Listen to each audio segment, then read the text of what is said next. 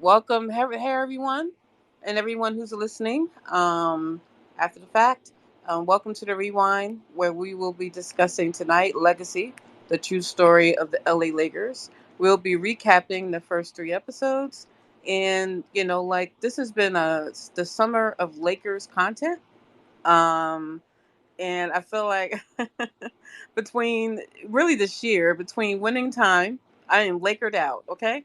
Between winning time. And then we talked about some of the Magic documentary. We interviewed Jeff Pearlman talking about Showtime. Um, and then now we have Legacy.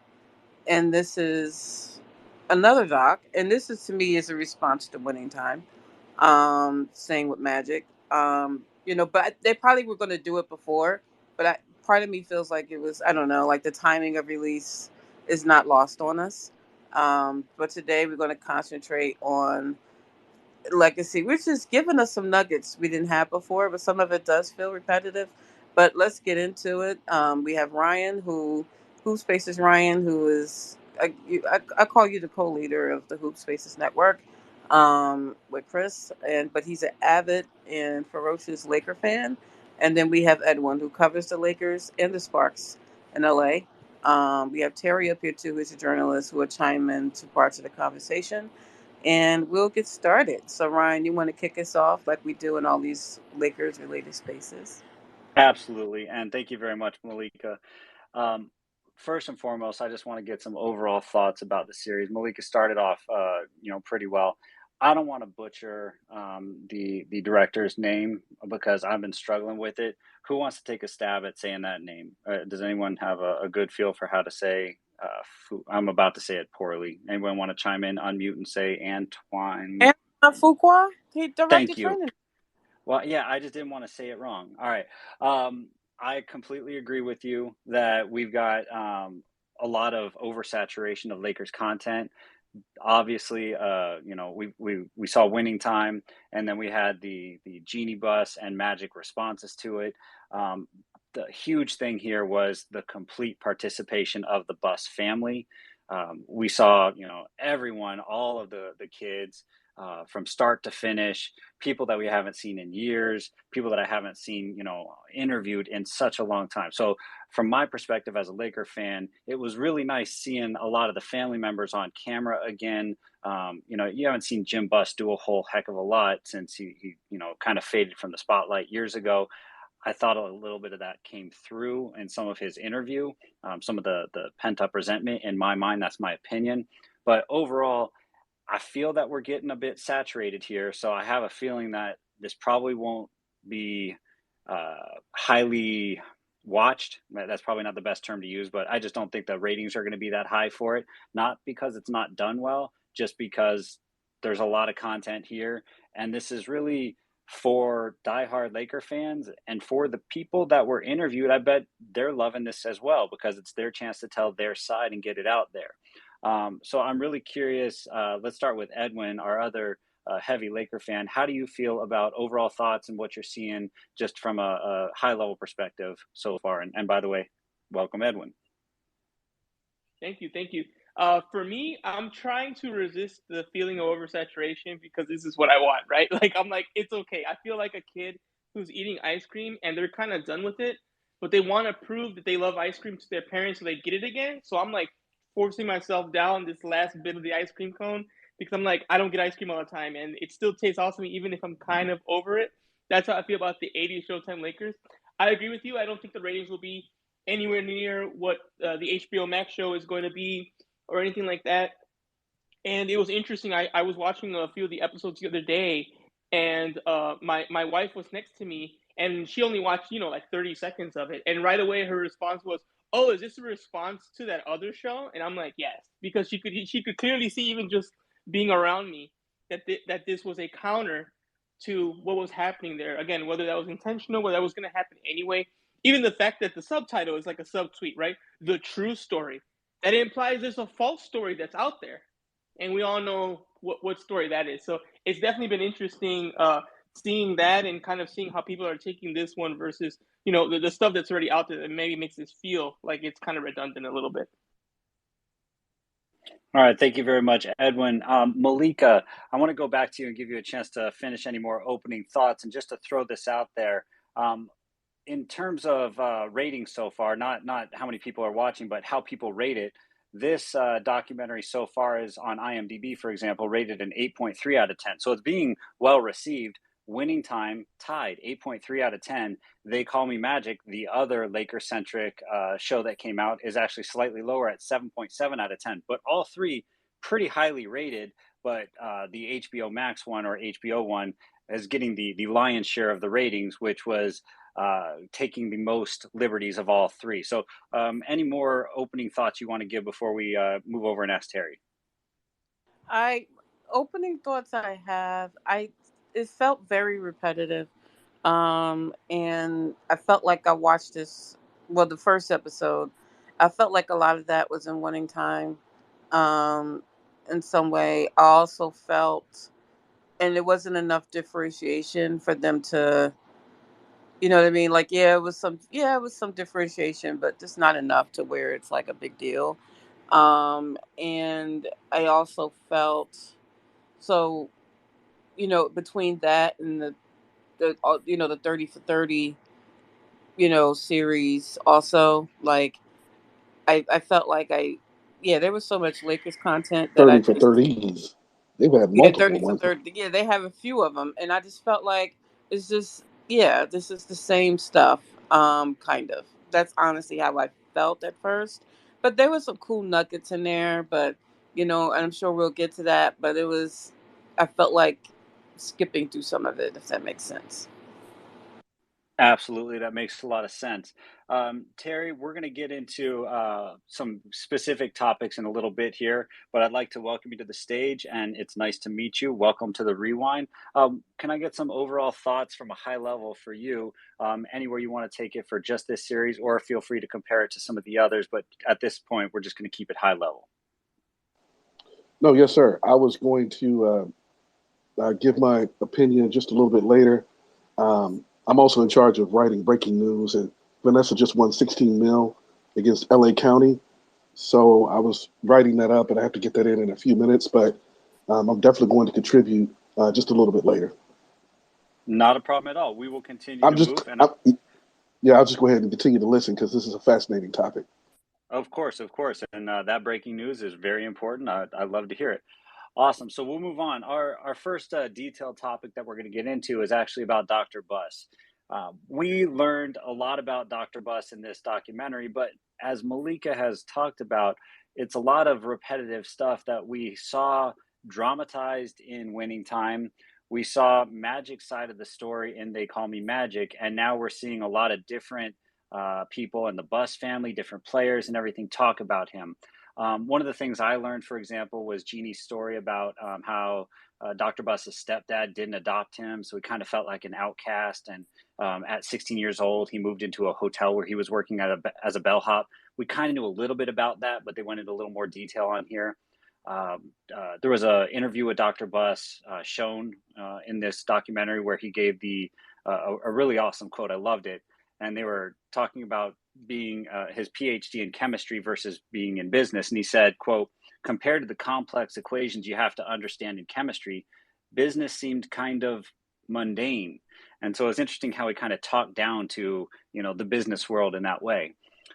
When it came to winning, and this was someone interviewing Dr. Buss shortly after winning their first championship, it was, I was led to believe, Dr. Buss was quoted as saying, it takes 2 or 2.5 months to come down from that high of winning and become normal again. And he was kind of saying that he was expecting it to come down much faster, a couple of days or a couple of weeks, but he rode that high for 2 and 2.5 months. And in my head, when I heard that, I was thinking, man, so they win in June. That means July, August, sometime in September is when he's coming down from that high. And you're already, at training camp and stuff. So they're still on the high of winning and then working into training camp already. That's kind of crazy to me. Furthermore, about winning, and I just tweeted this out right before the start of the show.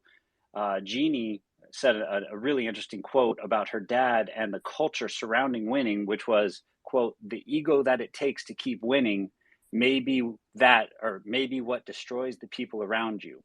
And that goes on to lead to some other things that we're going to talk about later, like some trades and some changes in, personnel and coaching and that sort of thing. So we'll get into that. In terms of control of the team, we all know about what happened with, the bike accident. We all know how Jerry West had his whole story, everything like that. But I really found it interesting about how Jerry West actually became in control of the team when Dr. Buss really wanted him to coach. And Jeanie Buss was quoted as saying specifically, quote, "At the press conference, my dad said that Jerry would be running the offense and Pat Riley would be running the defense. But when Jerry came in and contradicted my dad had to defer to Jerry West, therefore making him the shot caller in the organization." So based on that quote, it kind of sounds like Jerry West made himself the GM of the Lakers when Dr. Buss kind of was trying to make him a half coach or something like that. So it's kind of an interesting way of explaining how Jerry West came to power in the Laker organization, or more specifically, came in his specific portion of power that he held, because his role in the Lakers has been all over the place, crazy all over the place. And the last but not least topic I want to make sure everybody has a chance to touch on is dealing with the players. We all have seen all sorts of things about how he dealt specifically with Magic, but I found it really interesting when James Worthy was talking to him. James Worthy was put on the trading block at one point, and everybody was, interviewed about this, talking about how terrible that was and how it hurt him and everything like that. And then James Worthy had a meeting with Dr. Buss shortly after that, and James Worthy described the meeting and was quoted as saying, "I knew he was a cool owner, but that's when I knew he was the best owner." So I'm going to shoot this. Let's start with Edwin. Edwin, what are your thoughts on how Dr. Buss has been portrayed in these first 3 episodes, as his start before taking over the team, business versus being a PhD, winning, control of the team, and dealing with players? Go ahead, Edwin.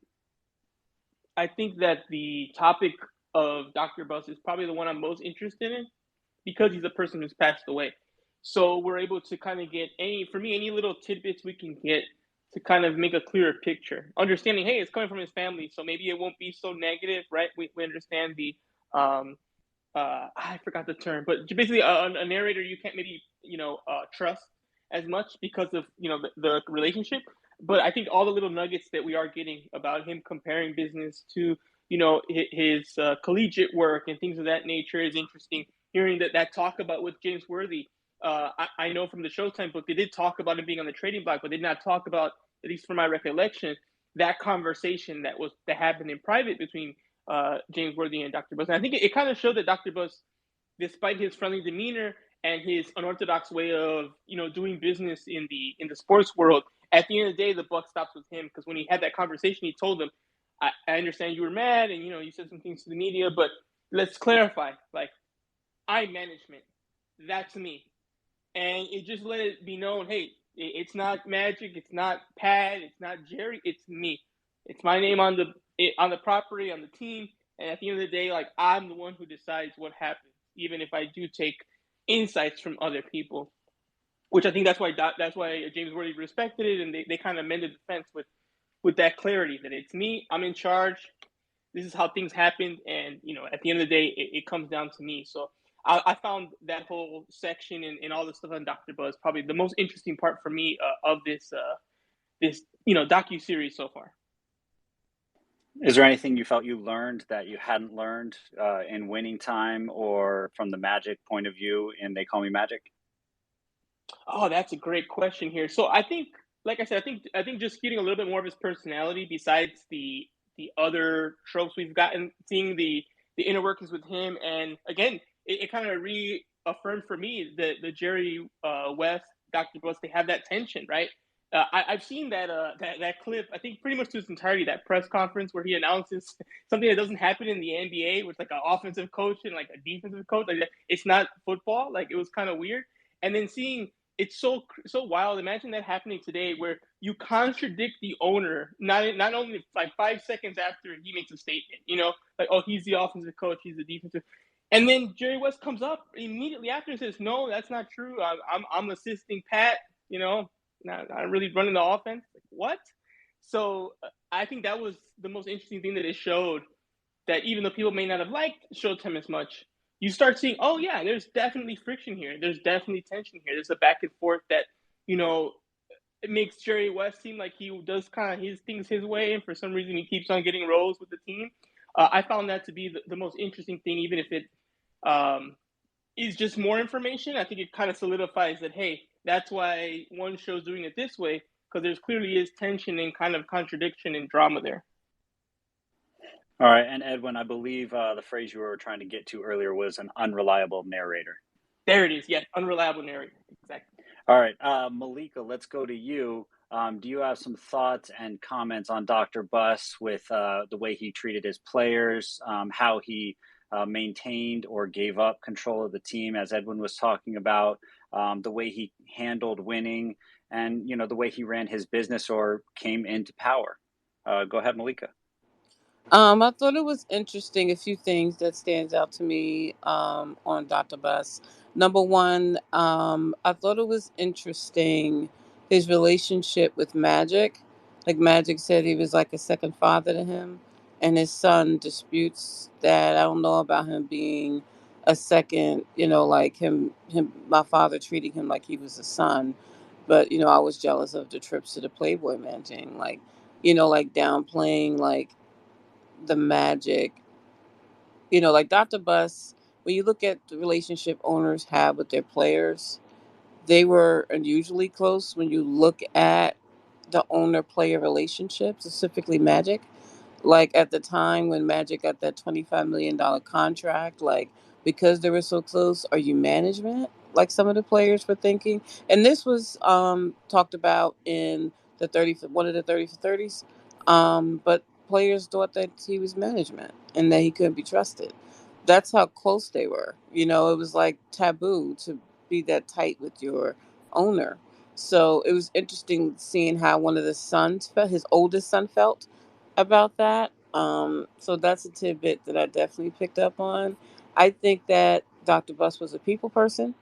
And, like from a business perspective, like, yeah, he liked him and Magic did have a close relationship. But I also think that he needed Magic. So when you look at the interesting financial situation, because he wasn't as solvent, it seems, as people thought he was with on the financial end, because it was predicated on the real estate market. And we got to hear more about that in episode 3, where the, the 88 championship run was tenuous for him because of his financial situation, where it was, even the kids admitted it was a problem. They didn't know whether they were. Jeannie was like, we were in risk of not even keeping the team, and we won the championship. That's why that year stands out with the championship.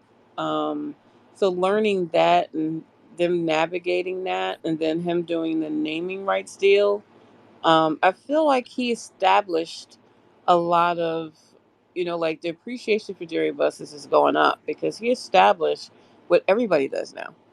Like naming rights, like the dancers on the court, like the entertainment and the facility, like them talking about seeing the exclusivity firsthand of the foreign club was interesting. Um, like when you look and see the people in there and just like it was basically the West Coast Studio 54. That's what it sounds like. And I especially the relationship between Jerry West and Jerry Buss. Yeah, it wasn't as close as I thought I envisioned it to be. And I read Jerry West's book as well, and yeah, like the way people talk about it, it's yeah, Jerry West it just feels like Jerry Buss was like, look, the buck stopped to me. Like not with Jerry West. Like he didn't even know about the trade, like that they were thinking about trading um James Worthy. He didn't even know about that. Like the GM doesn't know, and he's like, yeah, we're doing this. The trade is done. So it was interesting to have an owner that involved. And last thing I would say is you're looking at player relationships between Jerry Buss and his players. All of his players respected him. Like all of his players had love for Jerry Buss and respected him. Like Magic's on a different level in terms of the love part, but they really like playing for Jerry Buss. But remember who is co-inhabit who the co-inhabitant is of, like when you look at Staples now, like so the other LA team, when you look at the Clippers and how how like one time I'm gonna do a show just looking at both of these owners, but when you look at the owner of the Clippers at the time, Donald Sterling, and his relationship with his players is a far cry. It was like they were definitely not. They were the complete opposites of each other, and the Lakers and the Clippers, and it's actually sad when you think about the Clippers, really. Um, Malika, what you said made me remember something. Not only was Dr. Buss looked at as a father for Magic, but I noticed that a couple players, and I don't remember who, maybe one of you guys remembers, but more than one player interviewed said Dr. Buss was like a father to them. And I found that really interesting. And it goes along with what you're saying that he was just a special type of owner. He clearly treated the players a special type of way. Furthermore, when you're talking about ways that he paved the way for other teams, you mentioned the Laker girls, you mentioned, a lot of things that he did. One of the other things that he did was he raised prices. Those courtside seats, he raised them like 600%, and they interviewed the guys that we all know as the courtside, they've been there forever, and they were happy to pay it. I mean, I remember watching those interviews, and those guys were saying, yeah, we've probably paid $1 million over the years, and he was smart for taking that money from us. And it was a crazy intelligent move, and obviously the rest of the league has followed suit and done all of these exact same things. To me, it was the Terry, I exclusivity. Yeah, we go to Terry next. The exclusivity of it. Like, yeah, we paid extra. We paid to sit here. Like the exclusive. Everybody can't sit here. Like you need to have the money, the cachet to sit here. You know what I mean? That was part of why I think it was. Yeah, we'll pay because it proves that we definitely belong here because we could pay for these seats. and not just those seats, but the Forum Club, who gets to sit with him at dinner and everything like that. Yes. Yes. Yeah. And Terry, I know you might be working on a piece about the Vanessa issue, but if you're around, would you like to chime in on Dr. Buss and what he had specifically? Available. It's not Yeah. available. You No, ready, no, no, Terry? no, no, no, no. I apologize. As soon as I put on to be a speaker, that's when I got the alert, and then that's when I got the request from the boss to finish it out. So I'll be done very shortly. But I apologize for taking up stage space. Oh, no problem at all. I just wanted to throw to you just in case you were available. So how about this, Terry? When you are available, throw your hand up so we know that you're ready to start speaking. Okay. Yes, sir. All right, thank you very much. All right, in the meantime, we are going to move on to the Bus children. And this gave us an opportunity to hear directly from each one of their mouths lots of information. I mean, we heard a lot about the other leagues that they got to run, the strings, the lasers. We saw some of that in some of the other series that came out. I know Edwin and I and Malika talked about it. We had one of our other frequent commenters, Mike from OC, talk about it. But one comment that really stuck out at me was from Claire Rothman. And it was awesome to me seeing Claire give her interview. And I got a lot of really awesome quotes from her. But my favorite was right at the start in episode 1, with Claire explaining what I feel is the motivation for Jerry Buss doing basically almost everything that he did for his kids. And her quote was, he started talking about legacy because he hadn't spent that much time with them during their formative years. And we see a lot of pushing and pulling and power struggling amongst the kids, and they were behind the making of this documentary. This docuseries is put on, executive produced by Jeannie. She obviously had control over it. They got to choose what to say, and yet you could still see dirty laundry in those words. Jim Buss had a quote where he's talking about, and I didn't want to write the whole thing down because it was too long, but he had a quote where they were talking about, who's going to fill the power void. And he was not feeling like Jeannie deserved it because the obvious thing to do would be to give it to the oldest, and she wasn't the oldest. He was the second oldest, and his older brother was giving it up, so he was next in line. And you could kind of see it in his eyes and hear it in the inflection of his voice that he's still got an open wound. And that's my opinion. But throughout all of the interviews, it was fascinating to me to watch all of these Buss children talk about how much they love their mom, how much she gave up for them, which I didn't know, a lot of what they were talking about their mom. I came to appreciate their mother so much more, and to hear about how they grew up with an absentee father who then, tried to use them all as workers and employees. It didn't sound like he didn't love them. It just sounded like he prioritized business over them. So I'd like to hear from everyone now on the Buss family, specifically the children, and how they grew up, and then the struggle for power and their father's love, and a spot in the organization in adulthood. So let's go to Malika. Malika, what are your thoughts on the Buss children and how things went in this documentary? I'll start with saying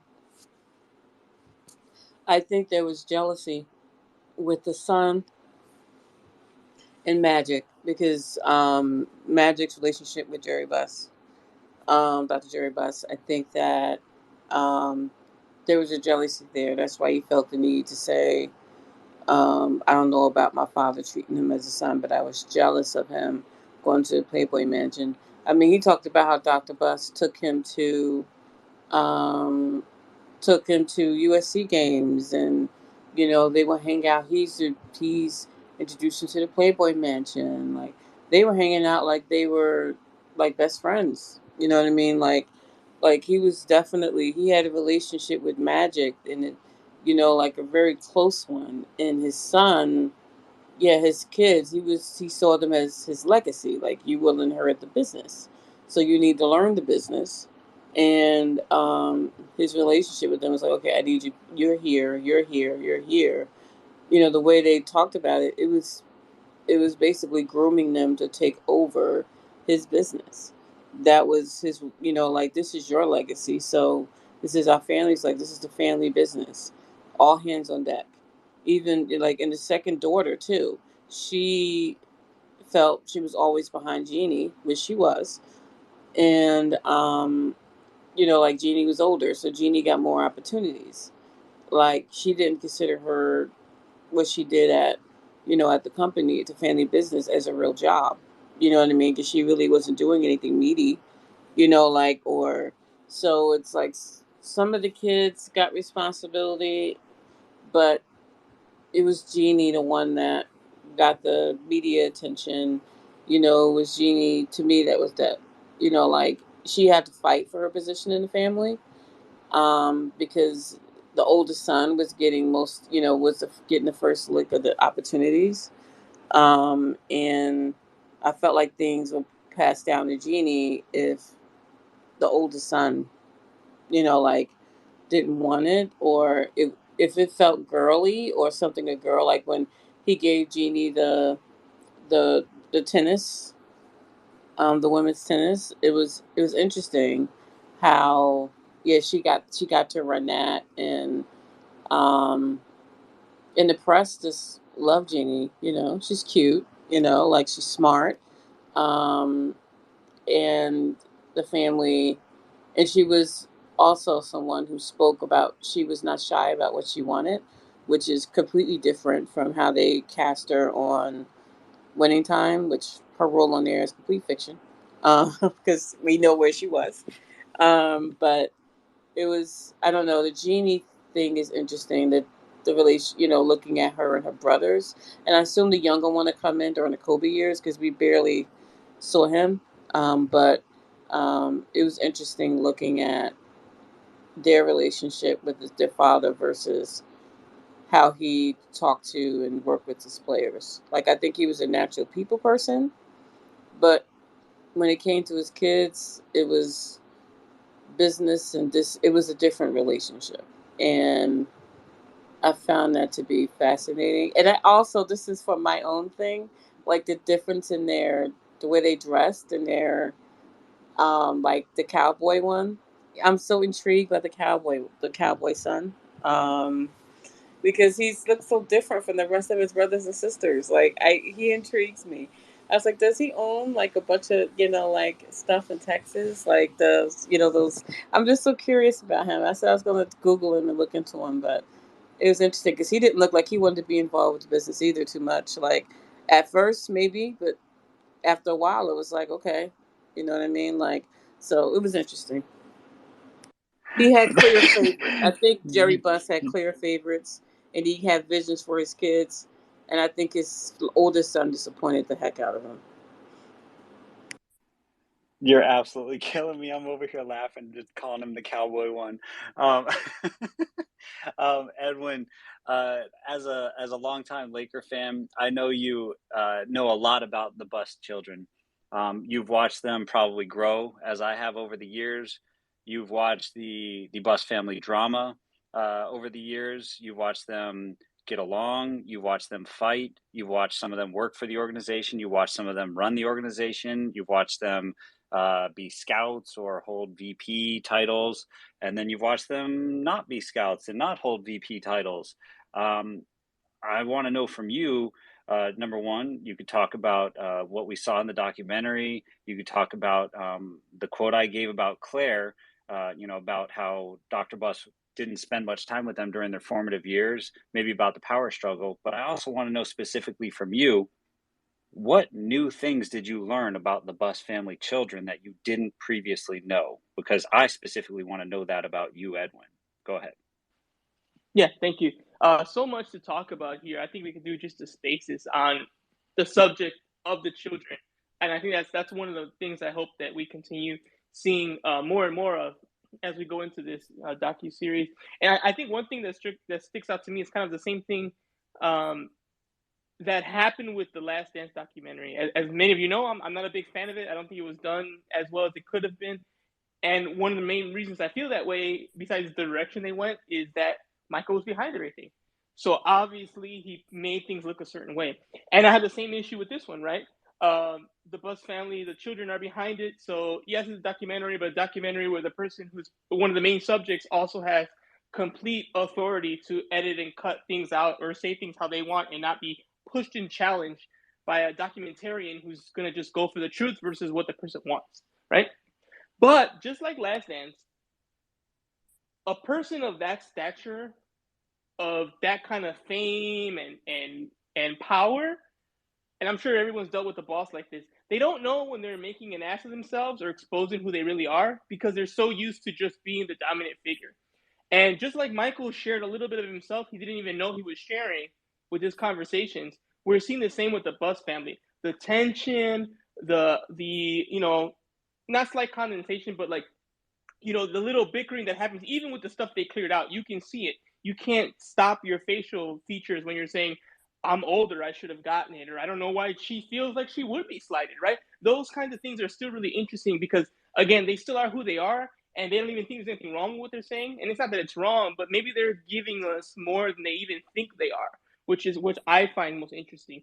And again, with the privilege, right? It's an interesting thing because, look, these are rich kids from a billionaire slash $100 million father who owns some of the most desired and highly profitable, sports entities in the world, right? So, not that you want to cry a river for them, but also the reality, both can be true. They can be privileged people who were given a lot of things, but also a lot of things were taken, like not having their father, like having their parents split up, like I've never had that kind of pressure. Nobody knows me, I'm just Edwin, right? And no one's looking at me and comparing me to my father. There's not like this weight on my shoulders of, can I carry on a multi-billion-dollar organization or will it choke and I only had it because of my daddy's name, right? Now, I would gladly take those problems versus the ones I have now, but I don't have those. And you do get to empathize a little with how hard it was and the power struggle with, it wasn't just one kid, it's a couple kids involved and one not wanting it, as we've already seen. Maybe owning some horses here in in the Los Angeles area with the cowboy outfit. So For me, the most interesting thing was seeing that.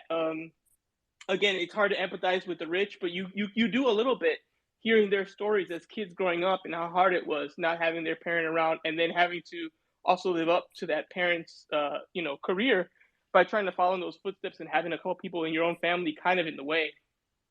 That's why they say, not to mix in with family, and family businesses are tough because that it's easy for someone to argue and interpret that dad would have wanted me to have this and this and that, and that's true if it's a pizza shop, much less a multi-billion-dollar organization, and we've already seen some of that. I'm guessing we're going to see more as we continue along.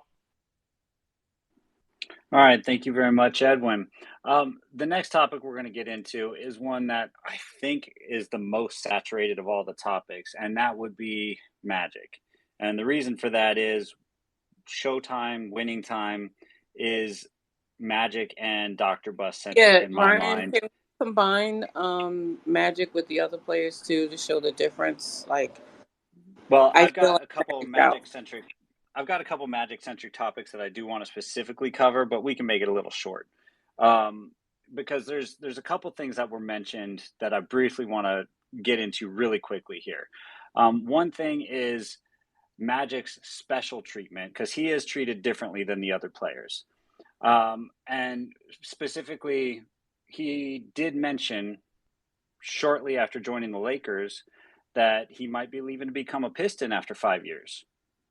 And Dr. Buss reassured Jeanie by saying as soon as he puts on a Laker jersey and walks on the floor of the Forum, he's never going to leave. And that's a pretty confident way to express, what the future is going to be, which at that time, there's no way he could have known that. And Malika, you actually brought this up earlier, and I wanted to make sure we talked about it and gave everybody a chance to say something about it. Jamal Wilkes actually brought this up, that after Magic was offered that huge contract, the 25-year, $1 million a year contract, that they were so close. Jamal Wilkes said the contract certainly represented their closeness, and it was like, is he one of us or is he one of them? So before we get to all the other players, I want to give everyone a quick chance to talk about how Magic was treated so different from everyone else. And was he a management player? Magic said in his interview, he wasn't telling people what was talked about on the bus. He wasn't telling people what was talked about in the locker room, but he was spending 3 nights in a row eating dinner at Dr. Buss's house and then going to a player's barbecue or something like that. And Dr. Buss had all the confidence in the world that Magic was never going to leave because he treated him like a son. And that obviously led to what we just talked about with some jealousy in the Buss family. So, and I think I'm gonna let Edwin go first this time just to change it up. Edwin, what are your thoughts and feelings about how Magic was treated so differently now that we see it in this documentary? I think we got a couple little tiny tidbits that we didn't have before right there, before we get to all the other players that we're going to bring in. Well, yeah, I think people think things that happen now are only happening now, but I know Malika can, and I certainly can relate to a player having more power than some people are happy with, a player pushing to get coaches fired and kind of either getting their way or not getting their way. Again, history repeats itself. And when you look at a lot of these stories of these 80s Lakers, they sound a lot like, one, the current Lakers and other current superstars around the NBA today. So it's really not, as much as we talk about player empowerment, it definitely has been more of that recently. It was there back then too, right? I know, we're not talking about Kareem, but he also pushed himself out of Milwaukee because he wanted to go to LA. So it's not something that people make it seem like it's only happening, since LeBron announced he's going to Miami, but it's been going on for years and years and decades. And I think similar to LeBron, with Magic, it's the same thing. I do believe him when he says he didn't talk about what was said. I don't think he was in there, kind of as a spy for ownership to have a microphone or a recording device in the locker room. But yes, I'm sure he did have a lot of power. I'm sure if Jerry Buss said, "What do you think about this player?" and he's like, "I don't know," I'm sure he took that into account and took that seriously with that contract, with the years, and with the relationship. But I don't think, just like the same with LeBron, people say, "Oh, LeBron runs the organization." He doesn't. Does he have a lot of power? Absolutely. Are they listening to him when it regards just about every move? Absolutely. But at the end of the day, it's Genie's team, and Rob is going to take the brunt if things don't work.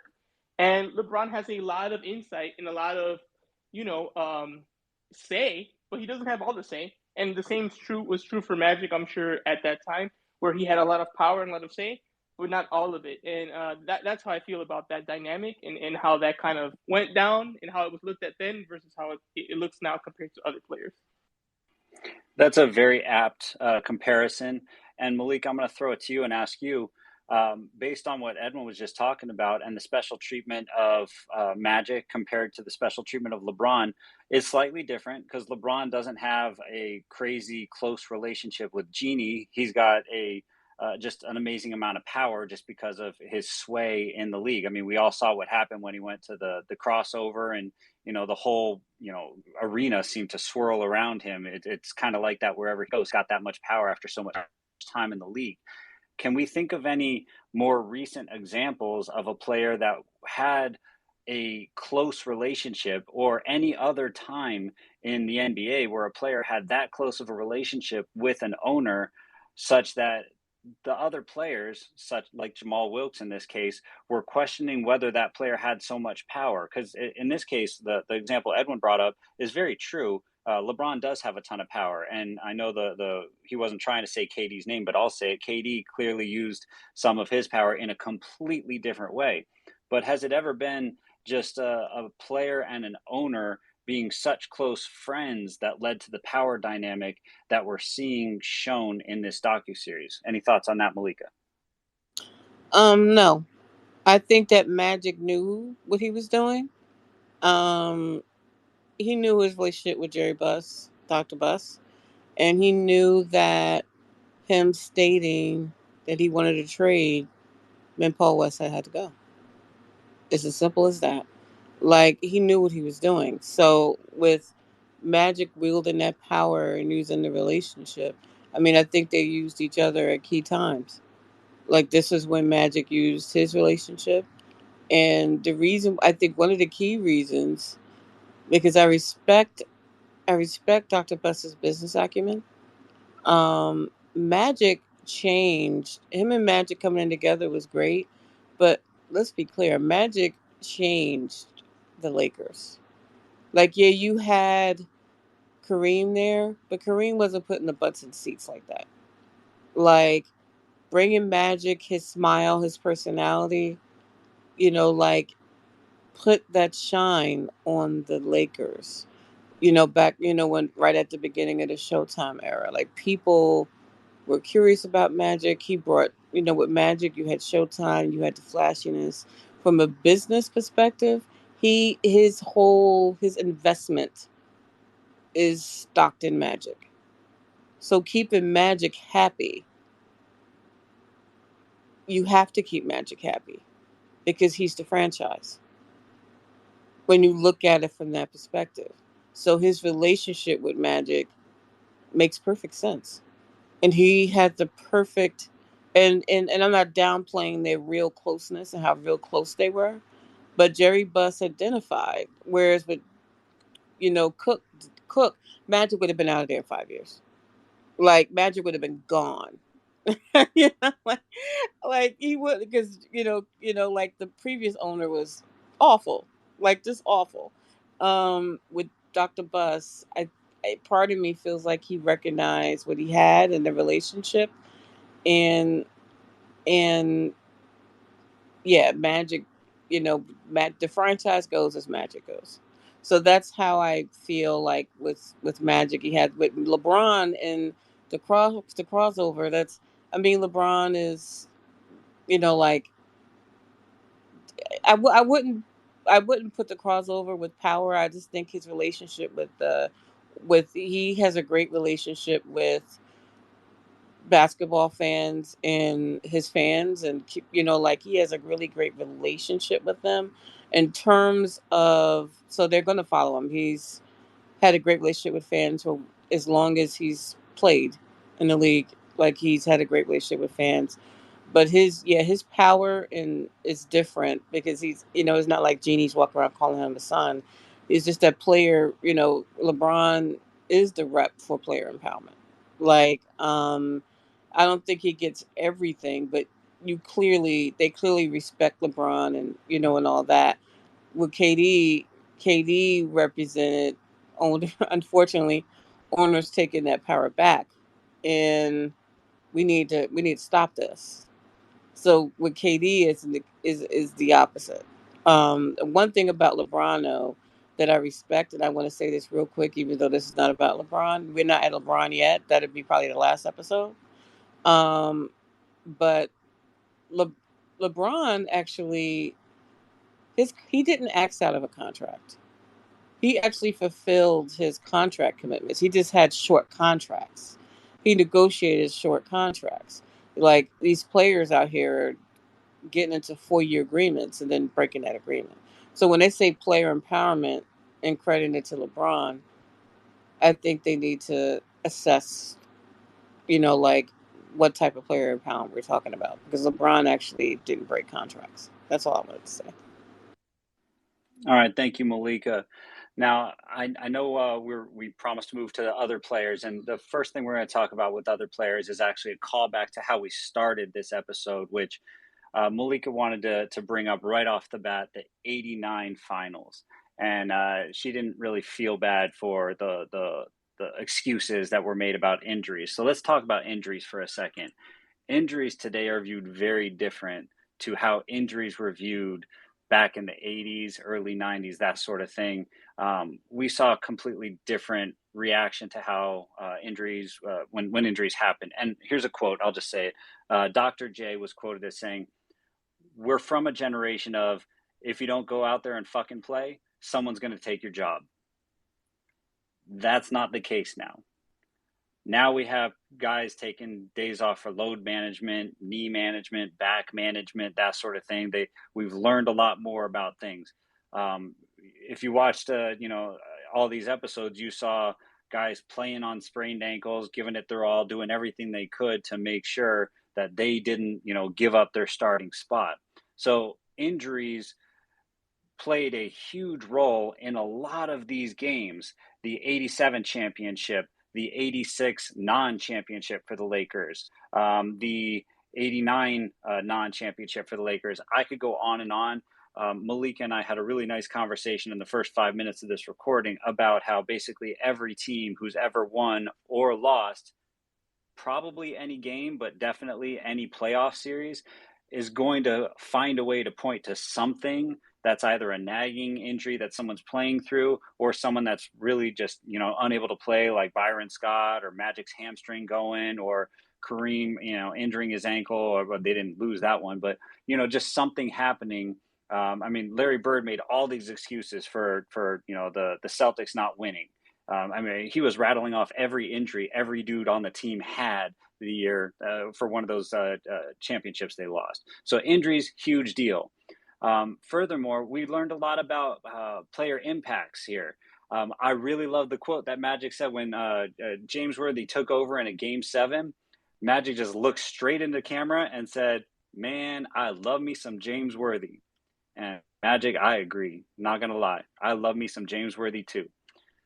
We saw Kurt Rambis in his rookie season earn playing time, and then later on defend his playing time, and then laugh in his interview by saying, oh, he realized that I was elbowing him, and then he smiled and kind of giggled, and you could see him get happy when he found out that people noticed he was playing hard to defend his playing time. So how much players were competing and dedicating their lives for this.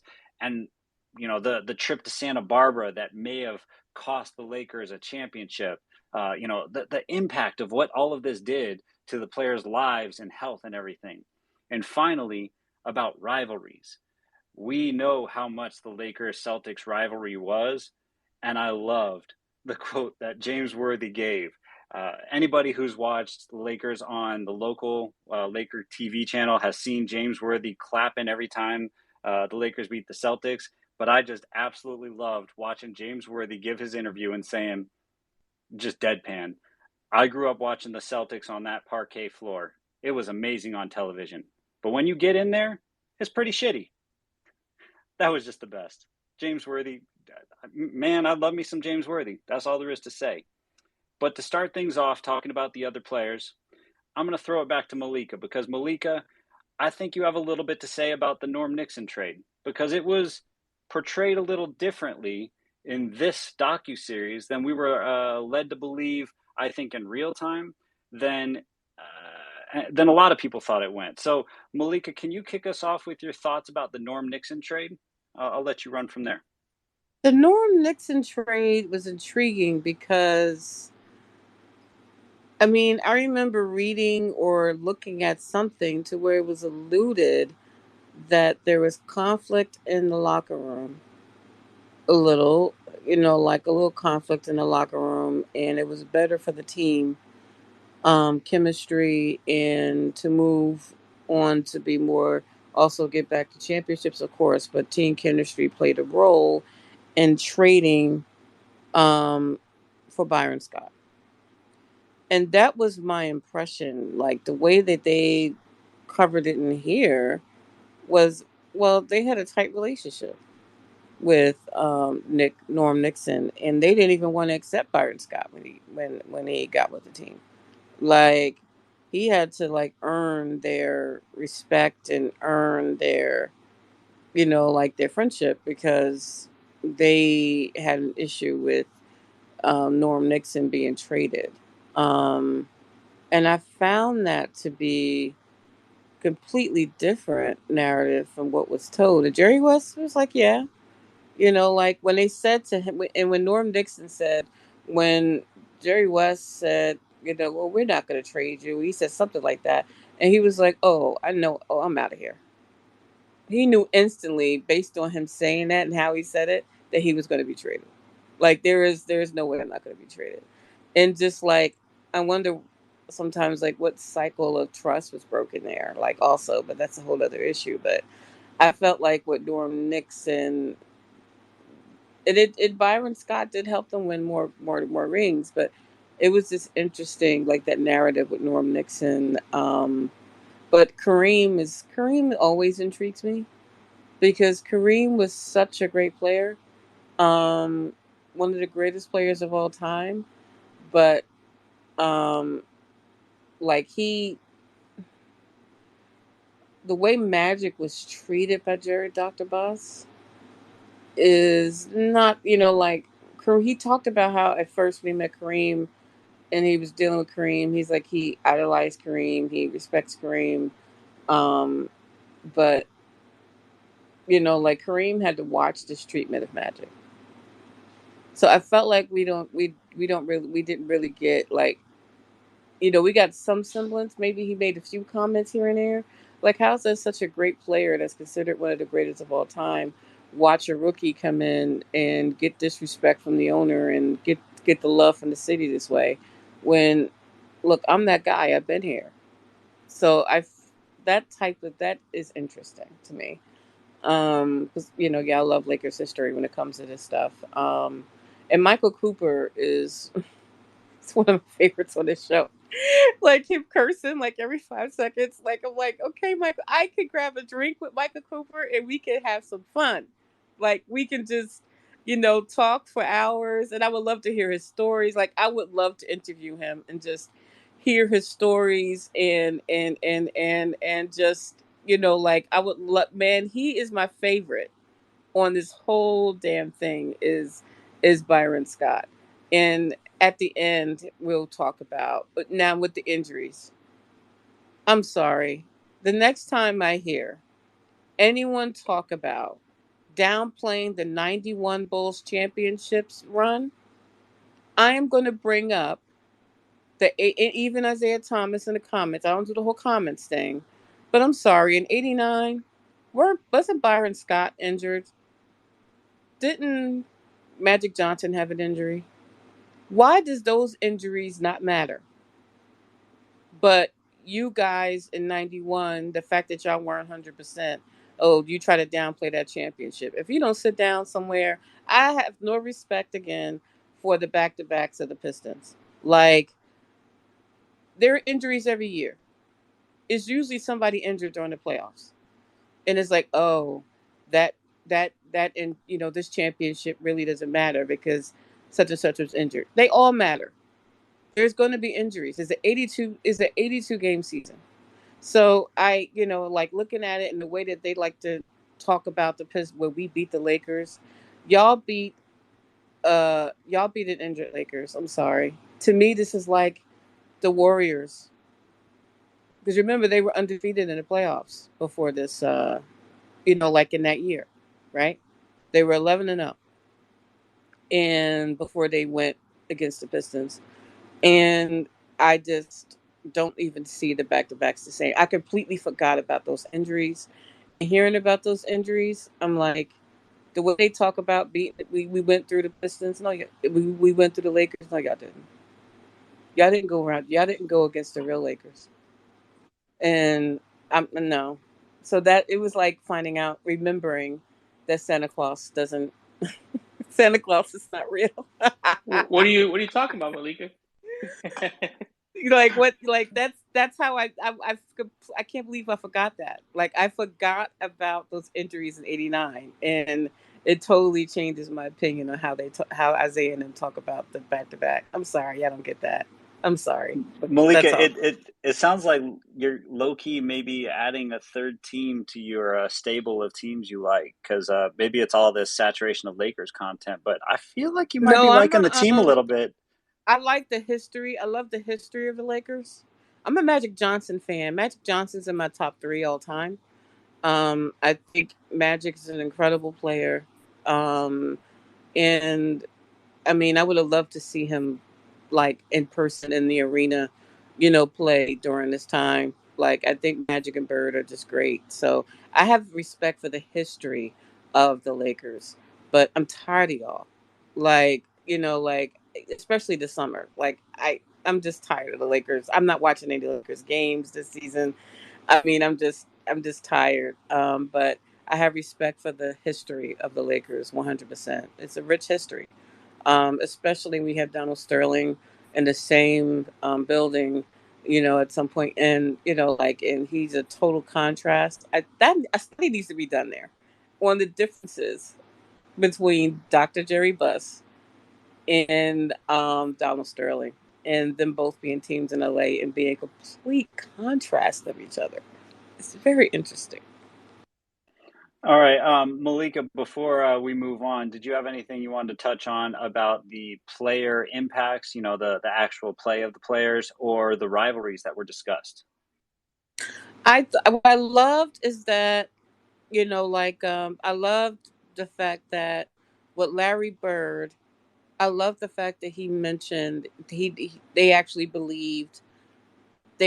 believe the Lakers could beat them in Boston, and the fact that they did was shocking to him. Like he didn't think that could happen. And I love that. Um, and I love John Sally is always a hoot in these documentaries, which is why he's always in these. We're talking about the LA was the one city that they had a curfew, and for good reason, because of the foreign club.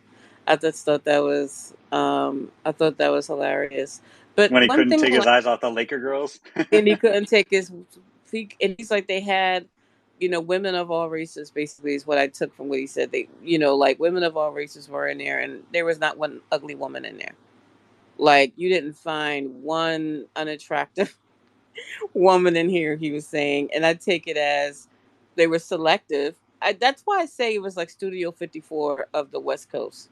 Like, what do they have? Like people at the front gate, inspecting people before you got in. Of course they did. So I thought that it was like when you I don't know I am appreciating this series because you don't have a lot of outsiders talking. Like you have maybe one person from this team, maybe one person from this team, but it's not like saturated with a bunch of players from other teams talking about you know it's not that. And the Celtic part wasn't done up as this great rivalry either. They basically Lakers, Lakers, Lakers. We already have the documentary for that, and I appreciated that. But I love that what Michael Cooper talking about the closeness of the team and how they were basically a family. and that really did hang out together. It's not like how it normally is with teams, especially today. Like to me, today they're like business for it's strictly business. Like some of these guys, I feel like don't even talk off the court. But um, like with the Lakers, they basically hung out together. They were a family, which added to them winning. So I thought that was interesting. But yeah, Michael Cooper is a hoot. Like he's my favorite from this series so far. Michael Cooper came to my middle school when I was in seventh grade, and he's been one of my favorite old school Lakers ever since then because who he is in these interviews and who he is every time you've seen him on TV. Yep, that's him. And I'll never forget it. I mean, the dude is awesome. And when you say you want to have a beer with him, absolutely. The guy is amazing. And Malika, every time you talk about the Lakers, I could feel it. You're coming more and more to the purple and gold side. So just keep on Nets World, moving. please don't. Nets World, like unfortunately, I mean, you guys have 17 championships and all, and I respect them. I respect your championships. I love Kobe as well. Is one of my favorite players. Shaq, I just feel like he left a lot on the table. I felt like Shaq could have did so much more. So I don't know. Like I don't have Shaq in my top five, but I respect the Lakers, but no. I'm sorry. I'm not a Laker fan, but I respect your that history. that's fine. We still got a few more spaces to do on this show. We'll keep working on it. Edwin, I'm going to move to you now. Let's talk about the other players besides Magic. There was a lot of them. There were a lot of interviews. I brought up the Nixon trade. I brought up the rivalries. I got something on the jumbotron with the James Worthy quote that I liked. We talked about Magic's quote about loving James Worthy, Rambis going hard, and Dr. J talking about injury. So feel free to take it anywhere you want.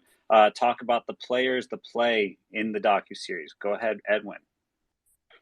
For me, the Byron Scott aspect was so important. We talk about kind of again, they're more than athletes, and there's their life beyond basketball, and a lot of this has discussed that relations with Bus and Magic and all those things and power dynamics and things of that nature. But Byron Scott really opened up on this docu series about the issues he had growing up in Inglewood and his mom having to go to rehab, and then him feeling like he had to tell the team because it was affecting his attitude and his play and his overall mood, and being that vulnerable, especially we're talking 30, 40 years ago where maybe it's just toughen up and keep it to yourself, deal with it, right? And he was able to open up to his teammates about those things and share that with them, and the way they responded, like Pat Riley said, as a family, and that made them closer together instead of tearing them apart. There's a line, I'm not sure if it was Pat Riley or a coach, I can't remember, but someone said, you judge a good team by how they do when things are bad, not how they do when things are good. And that was a down moment in Byron Scott's life. And the fact his teammates in the organization were able to pick him up and help him through that. I thought that was really powerful, and I didn't really know about that prior, how serious things were in his personal life. So I found that little snippet of it really interesting and really powerful, and just kind of a nice moment in a dark situation for Byron Scott and the Lakers. All right, right on. I don't want to leave without giving Terry a chance to talk, but he hasn't thrown that hand up. So we'll try and go to closing thoughts for everybody and see if he has a chance to chime in while we move around. So, Malik, I'm going to move it to you first. I want to get some closing thoughts, and we're 3 episodes in. We still got 7 more. And one thing I'm wondering right now is this going to go on too long? Was 10 episodes too many? So I want to hear from you. What are your thoughts on what we've seen so far? What do you like looking forward to?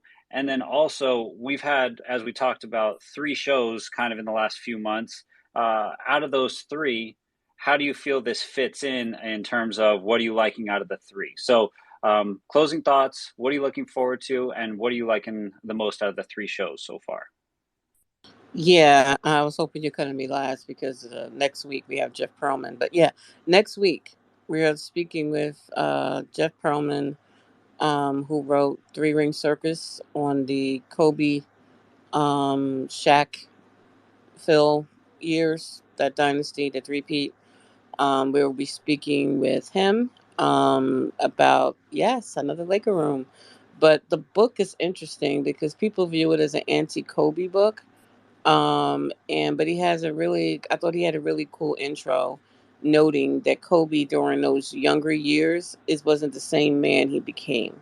So you're dealing with the young star player, and the book is interesting. So next week we'll be delving into that with Jill Beth Perlman to be here with us. So please join us as we look at Three Ring Circus in detail. But what I liked about the show, I do like learning more. We see you, Terry. I do like learning more about Dr. Bus because we see the sex crazed person on Winning Time. We see how frenzied he was when he was having some financial difficulty in the first season. We see even and I will say I read an interview where Jeannie Buss said that I forgot the guy's name that plays Dr. Buss, but he deserved an Emmy nomination. So she was watching it for her to say that. Um, but I loved hearing more about that. I love Magic. He's one of my favorite players, but I'm Magicked out. So, like I can wait to Winning Time to hear more about Magic. I don't need to hear more about Magic right now. So Coop is my favorite in terms of the players, and I always thought Jamal Wilkes was the. I'm a woman, sorry. I always thought Jamal Wilkes was the cutest thing. I think it's the eyes, because back in the day, with those eyes, and yeah, I like Jamal Wilkes too, but it's Coop who, to me, I just think he's hilarious. I love hearing more about Byron Scott. That was powerful, and um, my favorite though is definitely Coop and hearing more about Dr. Bus. And I like Jeannie, and I like hearing from the Bus, but I'm not a Laker fan, so hearing from the Bus kids, I'm like, it's interesting, but yeah, okay. Like Jeannie's the only one I really care opinion that I really like, like want to hear. Um, but it was interesting. I still go to the relationship Jerry Buss, Dr. Buss formed with Magic, them going to USC games, them partying in the Forum, like it's Forum Club, them, going to the Playboy Mansion, them going to the racetrack and doing all this stuff. And he had sons of his own that doesn't appear he was doing these things with. Um, so I find that duality to be interesting, that he was such a people person, but to his kids, he was just, like it was business, business, business. So I found that to be an interesting nugget of information. But what I'm looking for, I'm assuming 10 episodes, we're going to get a lot of Kobe. We know that's coming. I assume that there may be a Kobe episode, like a whole Kobe episode tribute show. But 10 episodes feels like a lot because next episode we get to 91, I believe. Like the Magic announcement. So we're going to get to 91 and probably probably, yeah. So yeah. It feels like we could be doing this in 7, 8 episodes, but we'll see. We'll see, like how they space these out. All right, and Malika, the one question I didn't get from you or an answer from is, out of the three Laker-centric shows, which one are you liking the most so far? I like, I see Winning Time is a dramatization. I take Winning Time for what it is.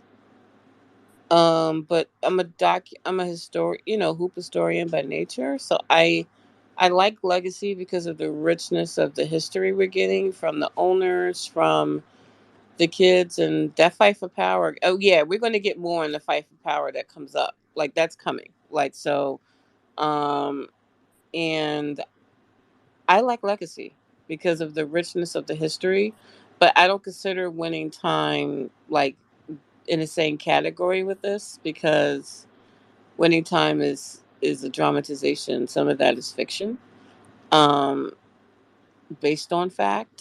But I do like Legacy. But still, my favorite Lakers involved documentary is the 30 for 30 Best of Enemies. Like that's still my favorite one. But I do appreciate Legacy and what it's giving us. Awesome, thank you. And Terry, I believe you raised that hand up, so that means you are ready to chime in. So I'd like to give you a chance to give your thoughts. And we went over Dr. Bus, we went over the Bus family, we talked about Magic, we talked about other players, and now we're giving our closing thoughts, what we're looking forward to. So Terry, if you're ready, you want to chime in at this point? No, not exactly. I ran into some kinks, but I wanted to just thank you for bringing me up, and I want to apologize to the panel for taking up space. It kind of happened back to back, where I requested to come up and then had this little thing going on. But I wanted to talk about the. It was fascinating what Malika brought up the contrast because of the treatment of or the way that Dr. Buss ran his business in comparison to just across the hall, or so to speak, with Donald Sterling, the way he treated or mistreated one of the greatest players of all time, like he was nothing. Uh, Elgin Baylor, when he was, in the way that he ran that team, it was just, I just thought, and I'm looking forward to someone providing that contrast in a future documentary. But I am looking forward to, and I have so much to say, but I'm not finished. But I just wanted to say that thank you for having this panel. It was fascinating because I am more in liking to this documentary because it provides to me additional layers into the things that took place because I'm more fascinated with the genius behind the genius. Now I know that it was Magic and Worthy and it was Byron Scott and it was especially Green, and Dr. Buss. They were the main players, but I particularly love the genius behind the genius and who helped to set it up, who helped to do the things behind the scenes that helped to augment their efforts that we saw on the court. So I'm looking forward to that. And thank you very much for the few minutes that you have given me, sir. All right, Terry, we really appreciate you stopping by. I understand things come up. I'd like to personally invite you, and I know Malika would sign on this. We're going to have another space to talk about more episodes in a couple of weeks. Please feel free to come back on stage next time. Hopefully you have more time. We'll probably have a couple of these. There's 10 episodes, so we're going to split it up. You're always invited to come back. We'd love to hear your thoughts on any time that we have a space. Yeah, I have too many thoughts at this point because this one has been well done. I didn't really particularly like the dramatization. I thought it was a little bit too much. So I will be here next week. I'll put it on my calendar. And thank you very much. Awesome. Thank you very much. All right. Next, we're going to go to Edwin. Edwin, I'd like to ask you very specifically something. Number one, I want to get your closing thoughts, what you're looking forward to. I'm going to ask you the same question as Malika, which of the three shows, Laker-centric shows, you've been liking most. But one thing I'm curious from you is, how do you think they're going to handle the Kobe thing? Because they couldn't interview Kobe for this show. And because they couldn't interview him, how do you think they're going to handle the Denver and rape trial? Are they going to touch it? Are they going to stay away from it?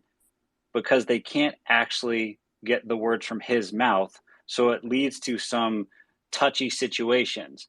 And none of the press got to really see any of that in the previewing stuff. The press only got the first 6 episodes. So nobody really knows how they're going to handle that. So, Edwin, from you, I want to hear your overall thoughts, what you're looking forward to, what show you're liking the most, but specifically, how do you think they're going to handle Kobe? So I think Malika's right. It's kind of apples and oranges because one's a straight up documentary and one's like a dramatization of true events where they, take artistic liberties. I think if you told me I can only watch one, I would go with Showtime on HBO because even though it's a dramatization, I think it's really interesting. It's incredibly unique and unlike anything else that's ever been done with sports. Maybe that's a bad thing, but it's something that's very unique. While with Lakers history, I know a lot of it, and I can probably just, you don't know what you're missing. So I'm like, okay, well, I'll just watch a bunch of other Laker documentaries, and hopefully that's good enough. Compared to the Showtime show, if I miss that, there's nothing to kind of replace that because it's such a unique idea, and I'm really interested to see how they do that, how far they go, do they learn from season one, all those kinds of things. So definitely sign me up for Winning Time over this.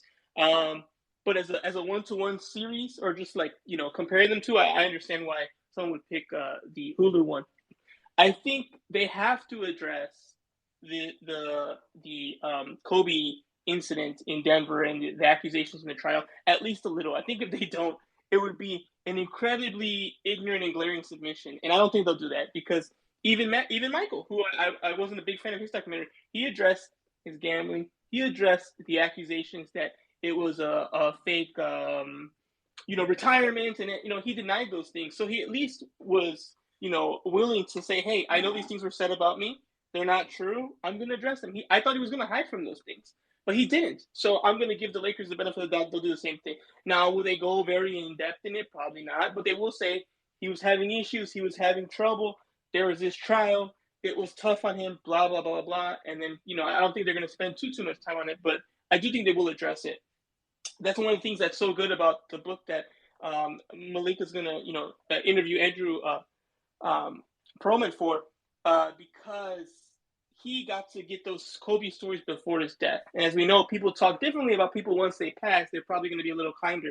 So what's so good about that Perlman book is he gets kind of the no gloves, on stories of Kobe because he was still alive and people didn't feel like they had to do any favors. So I think that's what's so good about that book is that's probably the last time you're going to get an honest perception of Kobe that's not already like the, just the good part of him. You get all of them, right?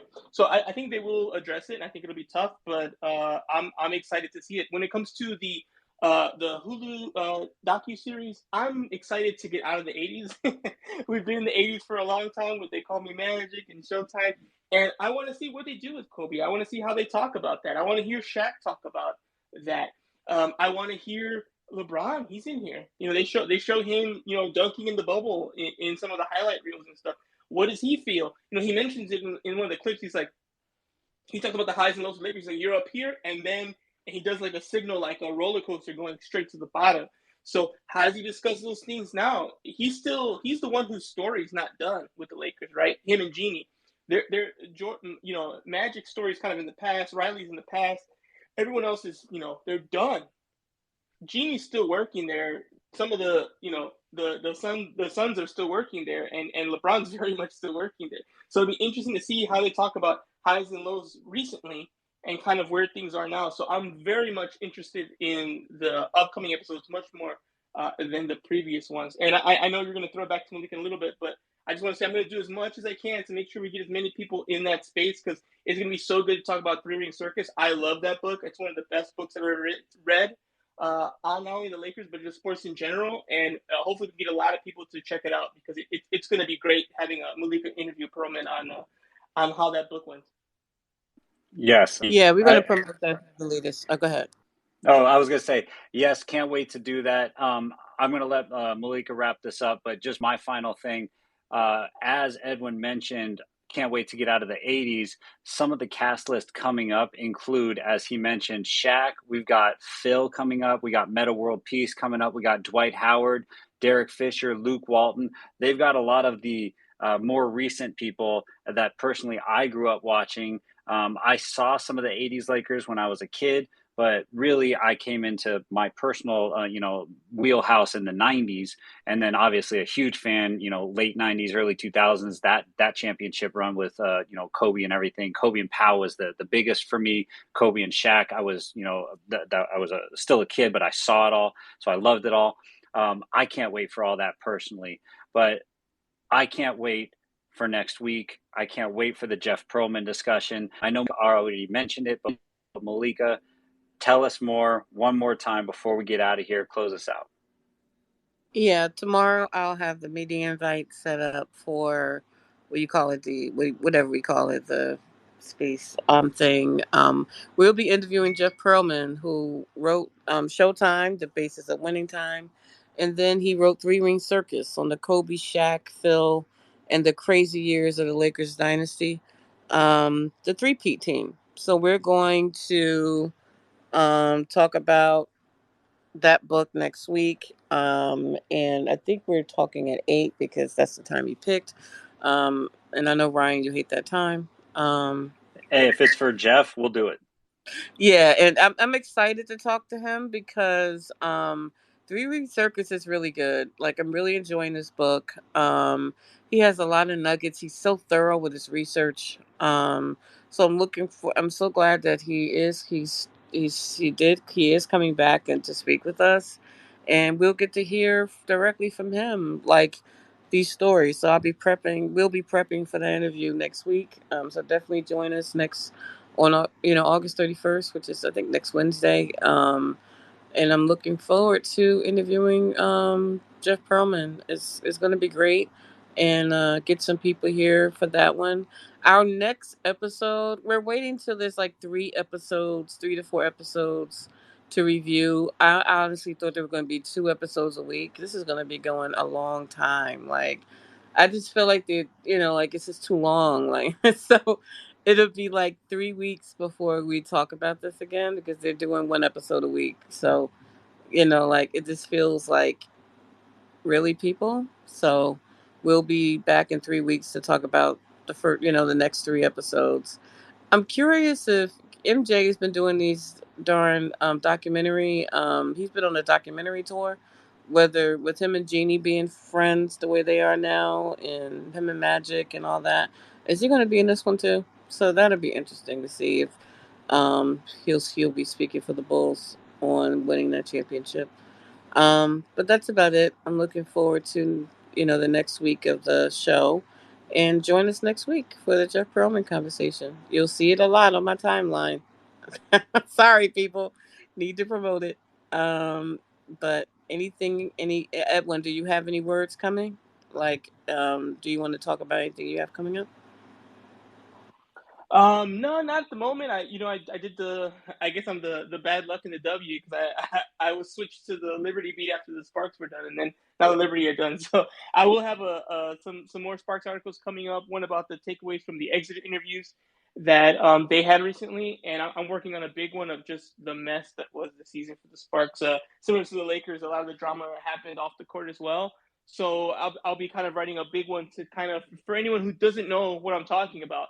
It'll be one article that can take you from one drama to the other and just kind of break them all down and show how the season started with, Derek Fisher and Cam Page and ended with, no general manager, no coach, no Cam Page, and no playoff berth for the Sparks. So I'll be kind of breaking all that down in the upcoming week or so and sharing those articles on my Twitter. Cool. Thanks everybody for coming. And for listening to this. We'll be back next week for Jeff Pearlman. And in a few weeks, I will be doing a regular series like monthly on the ABA. I feel like the ABA doesn't get talked about enough, so I'm either going to have it as part of the podcast part of what I'm going to be doing, or I'll do it as a space, and it'll be on YouTube. I'm not sure yet, but regular ABA conversations focusing on players or the league, in general. And we have there's some great content coming, like the Redeem Team doc. We'll definitely talk about that. I still got to talk about Catch 98 on Tennessee and Tamika Catchings. That's coming. And we have and I have the book on the bubble, so we'll be talking about that. We're going to talk about The Black Quarterback, that book, great book by Jason Reed. Um, during football season. Yes, Malik is doing football as well. So looking forward to that. Hopefully I can get Jason Reed. I have my fingers crossed hoping I can get him. But that's it. And anybody, thanks for coming, thanks for listening, and have a good night, everybody. Now I can finally watch this W game that everybody's watching and I'm not. So have a good night.